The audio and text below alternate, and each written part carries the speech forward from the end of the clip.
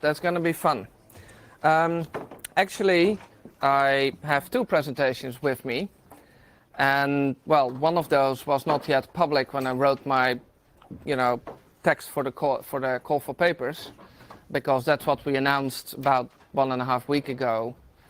And I kind of want to ask all of you, with a show of hands, what you want to see.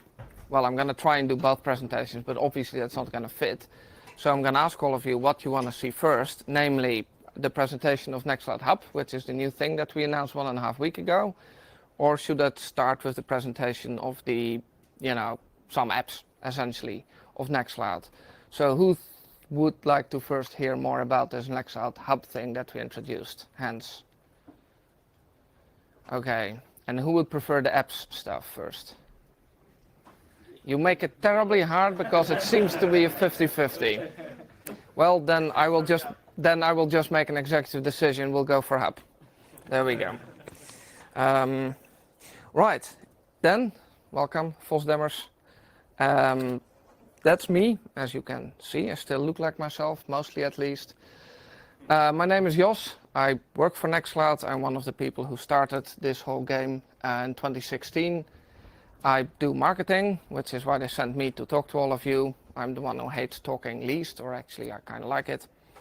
And what I'm going to talk about, of course, today is Nextcloud and Nextcloud Hub. Now, I will walk you quickly through a little bit of the thoughts and ideas behind Nextcloud and Nextcloud Hub before I get to the actual technical meat. I hope that will fit all your ideas of the world. And if not, then maybe you'll learn something new, which is also good. And usually when I talk about Nextcloud, I talk about privacy and what privacy means for an individual, why it is important, etc. And I've been given that talk here at FOSDEM already a couple of times, and some of you might have seen it already. And I think with what's been happening lately in the world of, well, tech, the revelation of stuff, Facebook and Snowden and everything, I kind of think that most of you already know why privacy is important and why there is an issue with putting all your data in the cloud, as in with somebody else, etc. So I'm actually going to try and bring the conversation to a slightly different level, a little more, well, call it strategic. So today, most of the data that we as Europeans create, by walking around, you create data on your phone, location data. By writing emails, you create data. By taking pictures, you do. Almost everything we do these days creates data somewhere. And that somewhere is usually, well, either here or there, and only very little is in Europe. And this is not to scale, because if it was to scale, then the EU would actually be much smaller. An estimate I read was that only 4% of the data that we generate stays in the EU. The rest goes either under jurisdiction of American companies or is physically in the US. Now, of course, this is mostly about who owns the data and controls it rather than where it physically is, because we all know the cloud is everywhere, right? Nobody can really say where it is. Not even these companies that run it themselves can pinpoint for every bit where it is and where the copies are and everything else. So what's the issue with this? Now, there's kind of a new term, a new name for this, and digital sovereignty is what you hear thrown around. And in Germany, they have been talking about this a fair bit, and what they have done is to start a project called Gaiax. Nextcloud is involved in that a little bit, and that's one effort of trying to deal with this. Now you wonder, okay, what is the problem with this? Okay, privacy. Yeah, if you don't control your own data and somebody else does, then they know where you do, where you live, what you do, and all this stuff, and that has all the known implications for your life. But what does this mean for us as Europe, or for us as Belgium, or us as Germany, or even for companies? This has implications, because what happens with this data is, of course, there's a lot of money being earned with it today. But a part of what's being done with this is also that technology for tomorrow is being developed using our data from today. Yeah, I mean, what company in this world is best at recognizing faces in pictures? Facebook. Why? Well, we first gave them and then tagged for free for them all our pictures. So they have an enormous database with faces and names attached, and they can train neural networks better than any other company in the world. So if you're a startup here in Brussels and you want to build an AI that is better at recognizing pictures, where do you find a huge database of faces that are tagged and fully prepared? You can try to ask Google. They probably won't give it to you. They might even cite privacy concerns. So, there is a bit of an issue here, right? If we want to build the next generation of self-driving cars here, in Germany, the car manufacturers are, in my opinion, not doing a great job at this at the moment. I feel they're falling behind. It's a problem for Europe. And if we want to build the next generation of self-driving cars, we need data. Who is getting all this data at the moment? Any of you ever driven in a car with Android Auto? It's bloody convenient, right? Also, at least I really like it. But, all the data is being streamed directly to the US. They're already in quite a nice position to build a self-driving car because they know where they are, how fast they drive. They know everything. That's why Google Maps is so good. They know everything. European companies will not be able to compete. And if the German car industry goes down in the next 10, 20 years because, they won't sell cars to individuals anymore, but 90% of the cars will probably be sold to companies like Uber because people will stop driving their own car because, you get these cars that are self-driving that Uber lends to you for very little money for an hour.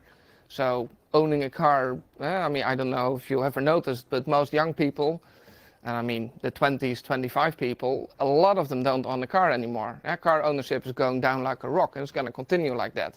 So most cars are going to get sold to 5 big companies, and they will have a buying power that will squeeze the companies that make cars until they have almost no profit.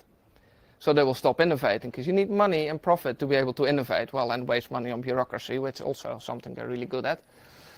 So no innovation in Germany, no more profits being made in Germany. All the companies that deliver parts for these cars are also going to get squeezed because, there are very little profits anymore. So the innovation in, other parts of technology that are being delivered for these cars is going to get squeezed. The impact on the European economy is going to be huge. So we're not going to be able to do cars anymore, which is one of the last things I guess Europe still produces and does reasonably well. We're not going to be doing any of the new tech stuff because all the data we would need for it is in the US or in China. So what are we going to do next? I don't know. Buy the stuff from the others maybe. We're going to become kind of a franchise for American companies. So talking about strategic, this is a problem that we collectively have. Businesses have this, but also governments. Now this is what digital sovereignty is about. And of course, there is a problem. We're here or a solution. We're here at FOSDEM. So obviously open source is definitely going to be part of the answer to this. But as you might know, a lot of these neural network training technology and stuff, this is already open source. Google is happy to open source the neural network software, not the training data, of course. So this is not completely the solution. One important thing is we need to take back control over our data. We need to make sure that it's hosted here, or at least under our control, by European companies, by Europeans, or, at least under our control. Now, obviously, there are many technologies we need for that. There will need to be networks of OpenStack and that kind of stuff to store massive amounts of data. The universities will need to start to take more control over this data. But of course, one part is we will need to have a place where normal people can put their data, where companies can put their data, where they're editing documents and, working together, where they have video calls, where you're chatting with other people, where you're working with your calendar, your contacts, your mail. Well, one of those, obviously, that's why I'm here, is Nextcloud. We are building an open source, platform where you can put your files. And this is what you all know as Nextcloud. That's the platform where you put your files, you can share them with other people, you can add comments to your files, etc., etc. And of course, together with that, you have a couple of other apps that always have been coming with Nextcloud. You have the Photos app, you have an Activities app that you can see what happened to your files. And we introduced some time ago another app that you could install if you wanted to, which is Nextcloud Talk. There you can have video calls and you can have chats with other people and install a mobile app so you can call other people on your phone, all via your own private Nextcloud. We have a mail client, we have a calendar, well, contacts, and a calendar app. So these pieces are here. And what we wanted to do was to change a little bit how Nextcloud presents itself. Because over time, Nextcloud was like you have the files thing, and then you install the others as apps. Yeah, and what you then get, as you probably know, is these apps in the top bar. As you can see here on top, you have all these different apps. Yeah?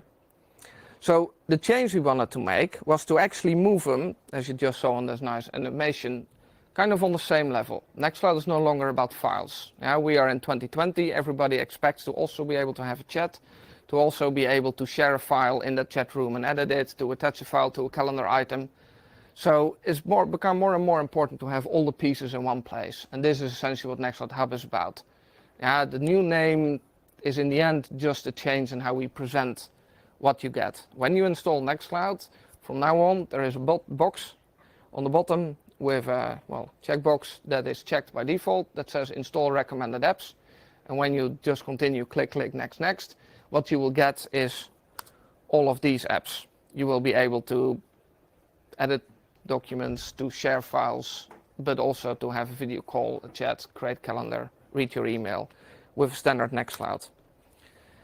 Now, I'm going to go quickly through some of the changes in Nextcloud that we did on top of this change of making it kind of a bundle. And again, you can still, of course, not install some of these apps and use all the pieces separate. So, well, Nextcloud files, it's for the file management, uploading, downloading files, searching. Well, we have recommended files already for a while on top. So if somebody commented on a file or shared a file with you, you will immediately see it on top. You don't need to drill down in folders and just find it. There's a grid view, tagging comments, you can see what happens to your files. And and the whole sharing of course. We have a new sharing sidebar, but it looks rather similar to the old one except for some minor changes, so I will skip that now. One option that we recently added is that you can choose that every time a file is shared with you, you have to accept it first.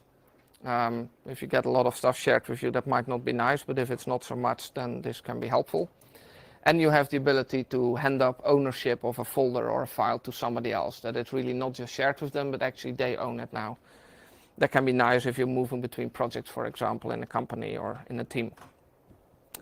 Now, the other big thing that we did is we call it Workspaces or Smart Workspaces. And what it is above your folder is now a place where you can essentially put context to that folder. So you can explain what the folder is for, what it is about. And you know, you can go pretty far. You can put the do list there. You can even put files in it and an image and other things. So if you're working with a group of people on the whole folder structure, you can actually explain what each folder is for so that your colleagues stop putting the wrong file in the wrong folder. You know, you always look for the contract. Some person puts them there. Another one puts them there. Well, you can now yell at them right there on top. And this is also available on mobile. So on your Android phone, you can also see this and you can also edit this space. And it's even collaborative editor. It's built on Nextcloud Text, which we introduced in Nextcloud 17. So when you're editing that field and somebody else starts editing it too, no problem. You're just both editing at the same time. You see each other making changes. You can even see the other person is in there. And again, also works on mobile. So it's a complete collaborative solution. We introduced file locking. I mean, most of you probably know what that is. You can lock a file so that others know that you're working on it. And then, of course, they can ping you on the chat and say, hey, why did you lock the file? How long is it going to take? And when are you ready? That's where it gets, of course, really nice. Now, I have a nice video where I show all of this in action, but because of time, I'm going to skip that. Sorry, I'll play a video at the end, but it'll be a short one. So photos, we essentially rewrote the gallery app to make it a lot faster and nicer to use. Of course, it still looks largely similar, except you have now these nice sidebar. And when you're viewing a file, you can actually have a sidebar on the side, so you can, even have a video call to discuss a file if you want. Nice thingy is that there's this community app called Maps, which is essentially kind of a Google Maps replacement. And it has integration with the Photos app, so that you can actually see your photos based on the location where they were taken. Nextcloud Talk, it's a, put your chats in one place, the decentralized chat in a way. And well, we rewrote the user interface here. It mostly is a lot snappier, but it's also nice that for the millennials among us, which is probably most, we now show emojis a bit bigger because, you know, colors. There's a reply feature as well, and the sidebar now has a search on top, so rather than having to scroll through the whole list to find that colleague, you can use a search, it filters. You can immediately start a new conversation. There's also new dialogue for creating conversations, so you can easily step through 2 steps to have a conversation. And the lobby, which we introduced in 17, is of course still available, so you pick a time and date, and then until then, there's a lobby available for the people who are watching. The really cool video verification feature, of course, still working. So if you're sharing a file and you want to make sure that only the person who is supposed to get it gets it, instead of sending the password maybe even via another channel, it's still impossible that a spouse or a kid has access to their phone. So with this feature, you actually first have to start a video call, and only then do you give access to the files. So you really are 100% sure that only the person you just talked to gets access to it, and not whoever got their hands on their phone. It's quite nice. Talk has commands, so you can do a poll or, you know, connect it to GitHub and get a warning when, I don't know, a test fails. And of course, all of this is available on mobile as well. I'll skip this one because we have only a few minutes left. Calendar app, so we rewrote the calendar app as well. User interface, again, I mean, it's a calendar app. It looks like 2020, not like some of the others that look more like 1995, but it's still a calendar app. It has a couple of nice features. One of them that I personally really like is that when you're having when you create a meeting, you can create a talk room for the event. So there's just a button, and then you click, and then a talk room is created and added to the invitation so that you can have a call right there or a chat for the people who are joining. And of course, there's now a free busy view, which is something we really needed to add. And I think that is, create a talk room for this event. So Nextcloud Mail also made a whole bunch of steps forward.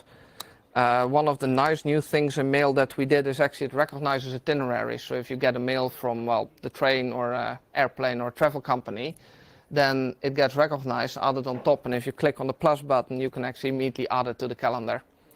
It's quite nice. And it supports, well, hundreds of different companies, but these are some of them. So it's a pretty cool thing. We did this together with the KD community. I think there's a talk about it at FOSDEM, or there might be, not entirely sure, but it's pretty nice. And of course, there's a video of it, which you can see on our website, but I won't play it here.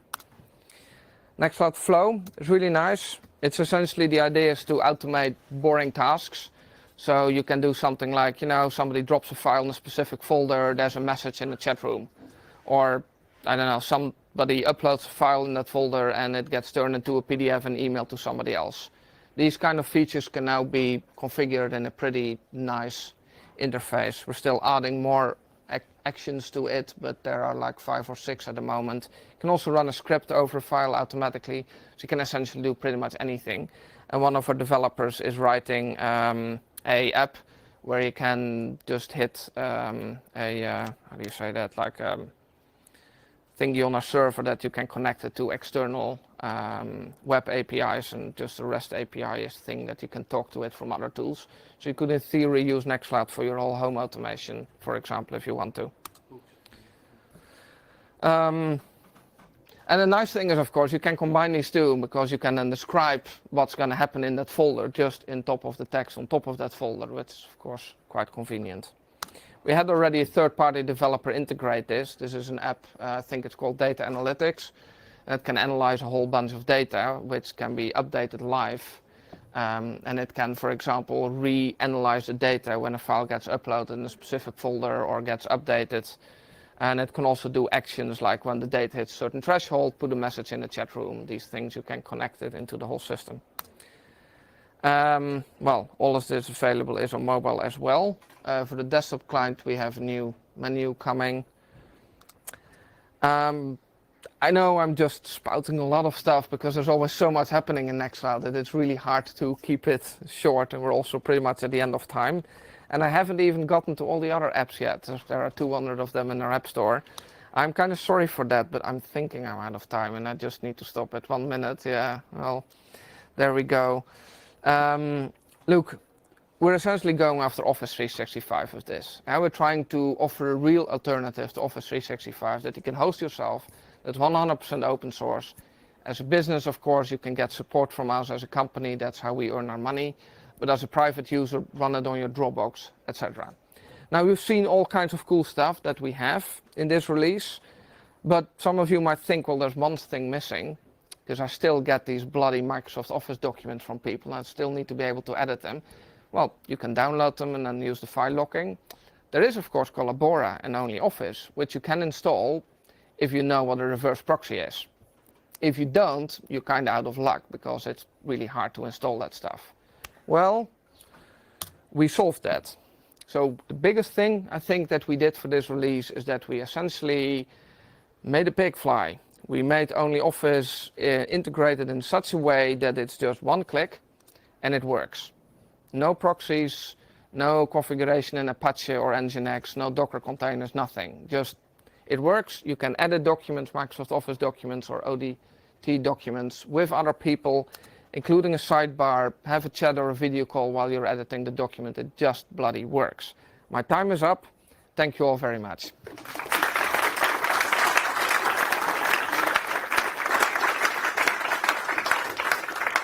Any time for questions or not? 4 minutes. 4 minutes. Well, what could not be answered in 4 minutes? Yes? The new Only Office integration also work on mobile, that on the mobile app you have direct editing. So the question is if the Only Office integration works on mobile. I haven't tested it yet, but it should. If it doesn't, it's a bug. We will fix it ASAP. Any more questions? Yes? Are you going to integrate a mail server into it? No, and we will not, because honestly, Dovecot is perfectly fine, and there are others as well. And the strength of Nextcloud is, of course, the web interface or the end user experience where everything is integrated. And the backends of it, honestly, we don't want to do. There are other people who do that better. Our strength is in the user interface, where you can share a file directly into a chat room, where you can, connect the chat room to a calendar item. We don't need to build a calendar server or a mail server. Other people do that better than we do. We build the user experience. Yeah? Any more questions? Maybe in line with that question, can you from Outlook register, when you schedule a meeting, can you book an online meeting room in Nextcloud? Or? So the question is if you from Outlook can schedule an online meeting room in Nextcloud. And yes and no. There is an Outlook connector available. I don't think it has yet support for this feature that it can create a talk room automatically, so that you will still have to do manually. But being able to book resources like a meeting room, that feature should be there, even in Outlook, yes. Yes. Well, there's another video, which I'm not going to be able to play. There are those apps I promised. There's one thing I wanted to say. All of this is available right now. Yeah? Can download all of it and it'll work. If there's not anything else, Maybe. yeah. You're going to create a package, like for a Debian package that you can just install Nextcloud instead of manually downloading sources and that kind of stuff. So the question is if we're going to create like a package for example, Debian. What we try to do is to make a tarball that works for as many people as possible and leave the packages to the packagers. So even our Docker images and other things, they're created by the community. Yeah, I think that's the right model for us at the moment. We focus on making a nice interface. I have a nice video, but the problem is probably that there will be no sound. Well, Nextcloud Hub. what? Nextcloud Hub is the full content collaboration suite to manage all your documents and communications. An all-in-one worry-free package, so to speak. With Nextcloud Files, you can manage all your files and documents. You can download and upload, view and edit them. You can find everything with full text search and by tagging. And of course, you can share documents and collaborate with others. For example, with Carl, Paulette, Mickey, and many more at the same time. In Nextcloud Photos, you can find and view all your photos and videos. Just like this one. Oh, that was nice. In Nextcloud Talk, you can chat with others, work on documents, and even do audio and video calls, like in a real office. And best of all, you can even participate from your mobile phone.